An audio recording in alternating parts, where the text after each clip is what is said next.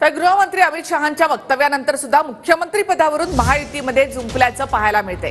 राज्यामध्ये भाजपच्या नेतृत्वामध्ये सरकार येणार असं वक्तव्य अमित शहांनी केलं होतं। शहांच्या वक्तव्यानंतर सुद्धा मुख्यमंत्री पदावर शिंदे गटाकडून दावा कायम आहे।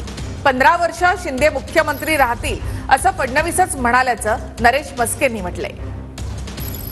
प्रचंड बहुमत के साथ युति की सरकार बनी और युति की सरकार भारतीय जनता पार्टी के नेतृत्व में बनेगी।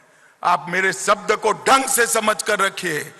भारतीय जनता पार्टी के नेतृत्व में युति की सरकार अगले चुनाव में बनने जा रही है। कमल को जिताएंगे, साथियों को जिताएंगे, महाराष्ट्र को सुरक्षित करेंगे।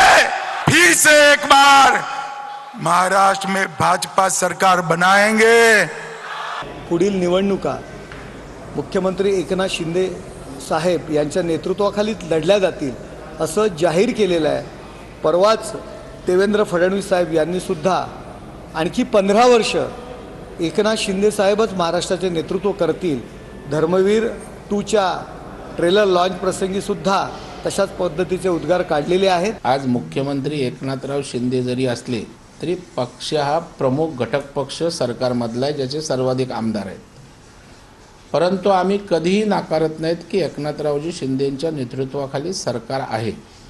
आता भारतीय जनता पार्टीच्या कार्यकर्त्यांच्या मेळाव्यात जर आपला मोठा पक्ष आहे आणि आपल्या नेतृत्वाखाली सरकार येणार असं जर अमित भाई शाह म्हणाले, तर त्याचे वेगळे अर्थ काढण्याचं काही